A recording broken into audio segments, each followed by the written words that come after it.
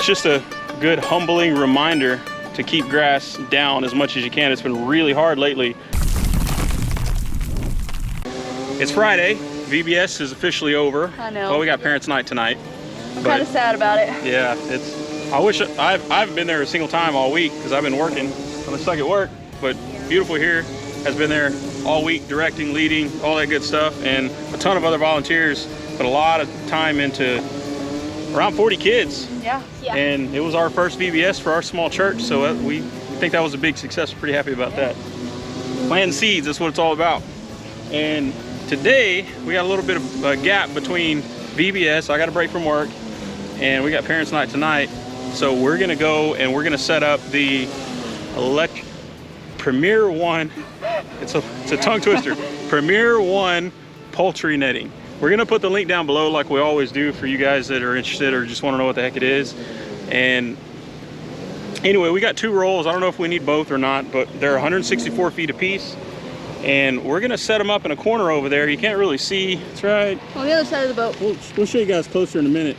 By the way, you see the water coming out of the boat? Last time we went out on the water, we didn't put the plug back in the boat. We got a ton of rain, so Or yeah. no, we had the plug in and we didn't pull it out, right? Well, yeah, we forgot to pull the plug out after we got out of the water, and It rained. It rained a lot, and the boat got full of water. Not full, but a lot. There was a lot of water in the boat. Isn't it meant for water? I went to go move it so I could mow underneath it, and I was like, man, this thing is extra heavy. I don't know. I thought that the jack was going out or something like that, and then I don't know, something made me look inside, and I saw there was a few inches of water in the bottom of the boat, you know, on the inside of the boat where you stand. So that's not good. Anyway, it's raining.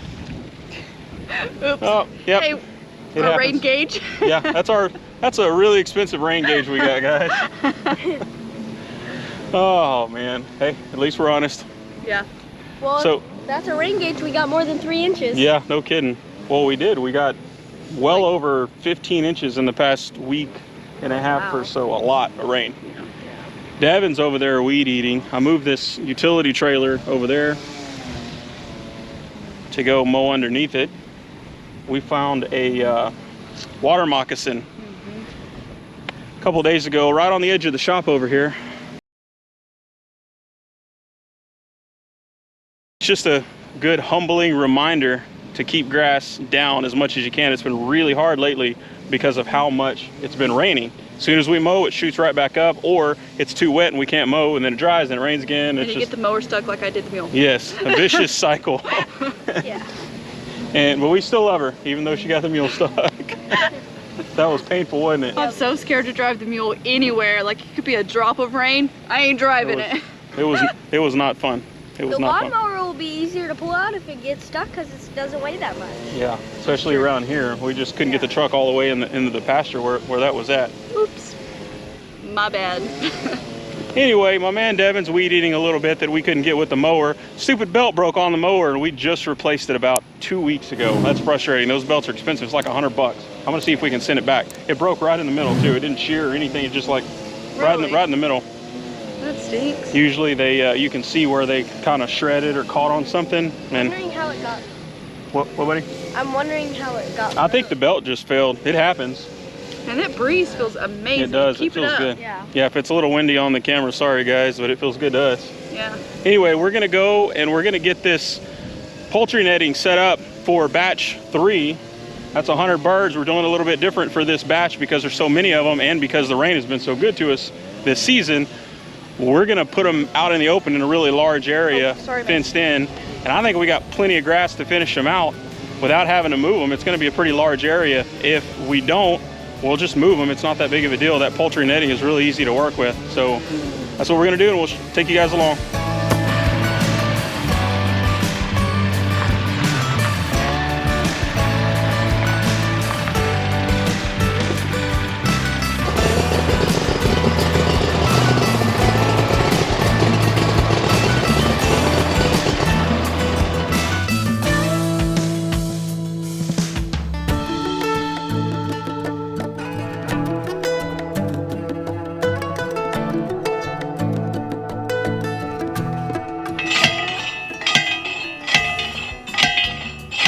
All right.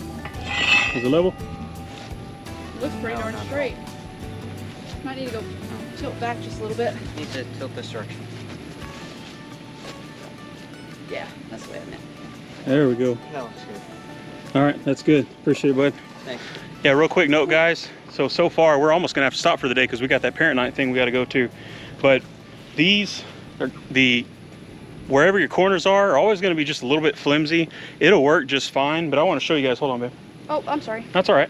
I wanna show you guys, you see how much it sags here? If I put just a little tension on the corner, look how that whole line straightens up, which is obviously what we want. So all you gotta do, T-post, you could even use like a little piece of rebar or something like that, and then something that's non-conductive like string or zip ties. You know how we love our zip ties around here. Yeah, this black string actually comes with it. That's what keeps it rolled up. Yeah, exactly. So we're just gonna use string for now, but as you can see, that's gonna keep it all nice and straight and tight. And we're gonna go all the way around, and at all 4 corners, we're gonna put a T-post in. Doesn't have to be real deep, just enough to hold it up is all we're trying to do. And we're gonna tie it in. That fence charger right there, it's the same one we use for the goats. Look how tall that grass is, guys. That's the same one we use for that fence line for the goats. As you can see, it was off for a while, and they knocked it over right about there. So we got to straighten that up too. But with it right there, that'll allow us to connect to this one and this one. That charger right there, I'll also put the link down below. I've showed you guys that before, but that thing does 25 miles of straight wire, which is plenty for this amount of run. Yeah, don't hit my wife in the head, bud. Good job, buddy. It's my country boy right there. Right. Anyway, we're gonna run a wire of some sort from there to here to tie that in. That way we can use the same charger for both, and it should work just fine. I want to show you guys real quick. I got this water draining everywhere.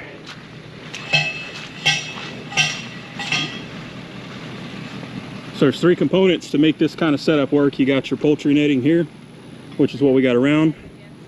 You've got the fence charger in the back, and then this piece right here that's green is a gate. You don't have to use this. We really like it. The one-handed operation. You can open this thing up, throw it off to the side, and then when you're done, see, it just kind of fits in that little hole right there, and it slides over here like that. And these you basically just kind of zip tie or tie together like that, and then it goes all the way around. It's just a real easy way to get in and out. A lot of people, they will just take the 2 ends of the net, so this one and that one over there, tie them together with something temporary, and then just kind of move those, which is pretty easy to do too. But the other reason we wanted the gate is it gives us about 10 feet extra of space, which made it almost perfect for this little area here that we wanted to put these chickens in. They're gonna love it. A little bit more. Hey, a little bit more. Okay, now go back with it. Straight back. Yeah, straight back. You got it, go. There you go. Pay attention to the other side. I can't see over there. Make sure you're not hitting anything. Okay. And good. Stop, stop, stop.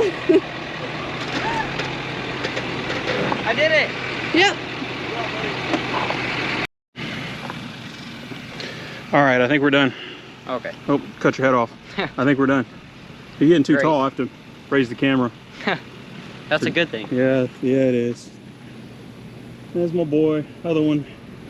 All right, so that's what we got, guys. 164 plus 10-foot gate there, so 174 feet around. And we ended up using how many? 1, 2, 3, 4, 5 T-posts, just as reinforcement. Worked great. Yeah, they work great. Like I said, you could use rebar or something too. We always have a bunch of extra T-posts on hand, and we can always yank them when we're done with it. But this is what we're going to use, guys. And I know some of you guys are going to have opinions about it. That's okay. It's my farm. But no, I really do appreciate y'all's opinion, all of you. But we're going to keep them in this area here. We did this last year with success. It was a much smaller area, but it was basically the same concept. The only difference is the shelter we're using is one of those porta huts over there that we had gotten when we went and got the shelter for the pigs, or the extra shelter for the pigs, and there's no gate or door on it. I don't think we're gonna have a problem with predators here.